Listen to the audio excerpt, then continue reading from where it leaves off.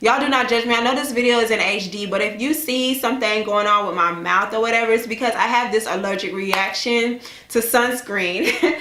And one of the chapsticks that I got from the doctor's office, it has sunscreen in it. So here I am putting it on, thinking, you know, oh, I got me some chapstick. I'm finna be lubricated. You know, these lips finna be luscious or whatever. Lies and deceit. I woke up the day of graduation and my lip was just, oh my gosh, so disgusting.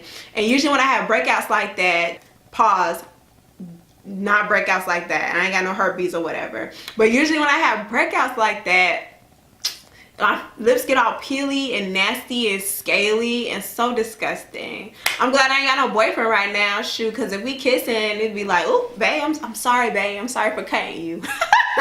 I'm so sorry. Forgive me.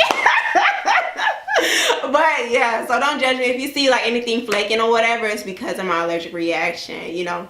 Yeah, thank you for being kind. I love you guys. Hey guys, welcome to another episode of Legacy Speaks. I tend to watch and listen to a lot of interviews in my spare time, and as a recently comedian, Tiffany Haddish has been on a press tour for her new book, The Last Black Unicorn, and every single one of them has been extremely hilarious. As a matter of fact, the ones that she's done with Ellen DeGeneres, Trevor Noah, and The Breakfast Club have all gone viral, so go check them out. Anywho, this has been a great year for her, and I absolutely love seeing women win, especially women of color. But if you haven't been following, she talks about her childhood upbringing and growing up in the foster care system and all the obstacles she's faced over the course of her lifetime. That truly shows how much of a resilient person she is. And as my bae Trevor Noah pointed out, Tiffany really knows how to turn a bad situation into something good. For example, when she was younger, she was bullied, and so she started using comedy to either clap back or to have her bullies laugh so much that they started to fall back a bit. Even when she was picked on for the warts on her face, she boldly embraced every aspect of it to the point where she saw herself as just a dope ass unicorn. And to me, that's admirable because I really think that that's a quality that is needed in this day and age. As great as it can be, social media has really changed the game through cyberbullies, Twitter fingers, and lifestyle comparisons.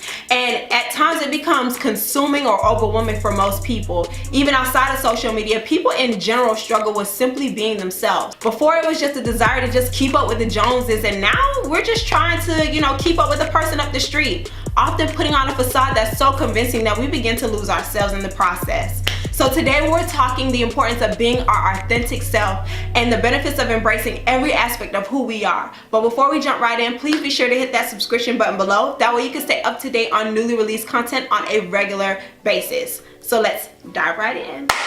This has been a really major trending topic within our society, but I know for me personally, I never really had an issue with bullying. However, I definitely found myself going through periods of losing my identity in an effort to try to fit in.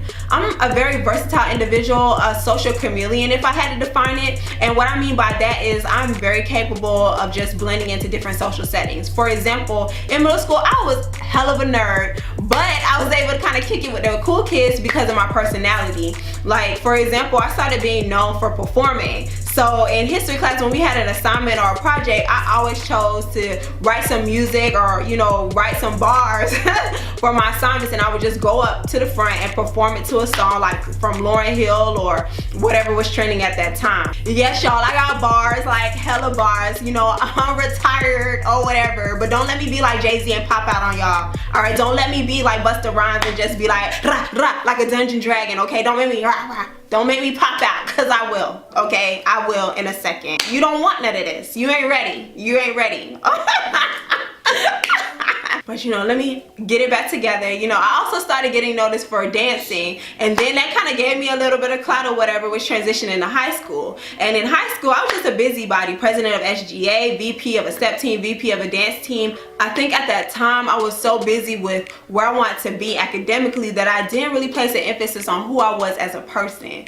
It wasn't until I got to college when I felt like a little fish in a big pond because I was away from my friends and family. I only had 2 people from my high school that I knew, and we eventually went on with our own lives. And I strongly remember the shift in 2010 during my sophomore year after getting increasingly involved with more organizations. Like I said before, I never placed an emphasis on my identity as a person because getting to college was the most important thing at that time. And the concept of who Sierra wasn't at the forefront of my mind. And this is exactly why I firmly believe that being yourself, your full authentic self, takes significant levels of mindfulness, because if you're not careful, you'll begin to adopt the behaviors and traits of those around you. There's a theory that supports this, and it's called the social learning theory. Shout out to Bandura, who is a really major name in the social psych and behavioralism field. Basically, it talks about how children and even people will consciously or unconsciously imitate the behaviors that those around them model. What determines whether these same behaviors stay is based on how people around them respond to the newly adopted behavior. Is it reinforced or is it punished? Is it egged on and co-signed, or do people tell you to have several seats?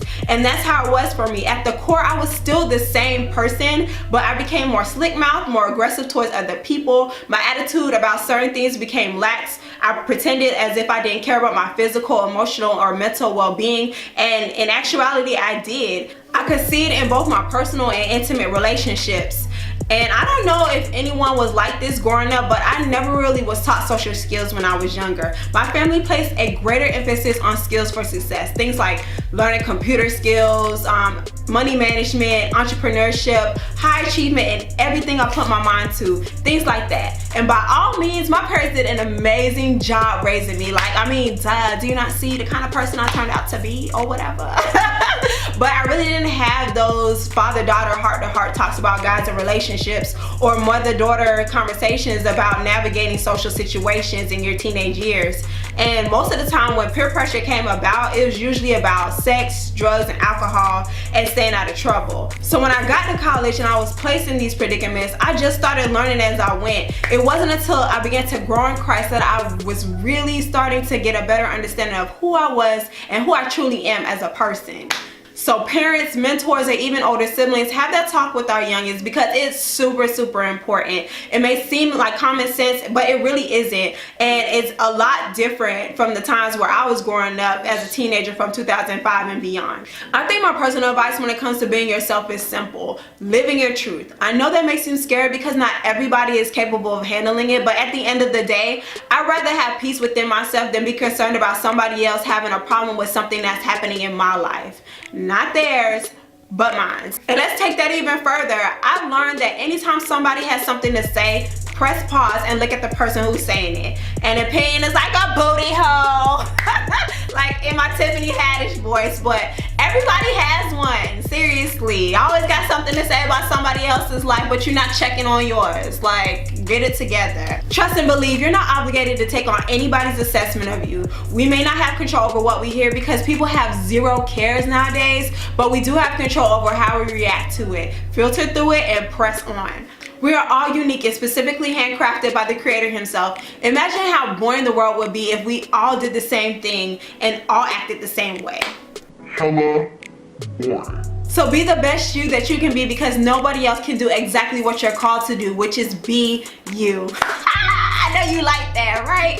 Thank you so much for tuning into another episode of Legacy Speaks. Like I mentioned before, it takes confidence as well as an increased level of mindfulness for you to be your true authentic self. I encourage you to sit down and have a me date. Get to know yourself more and maybe even hash out some things that you haven't even addressed yet. Grab a notebook and write down some things or some identity goals that will help you reconcile with who you are as a personal entity. Consider writing out a mission statement for yourself and ways you plan to exemplify that in your day-to-day life. Don't forget to like, comment, subscribe, and share, and let us know in the comment section below how your solo date went. For anyone who is standing firm in who they are as a person, drop some advice below to help a friend help a friend. Be sure to stay connected via Legacy SBKS on everything. Until next time. Y'all, I legit just realized I did this whole video with my hospital bracelet on. That's crazy. Well.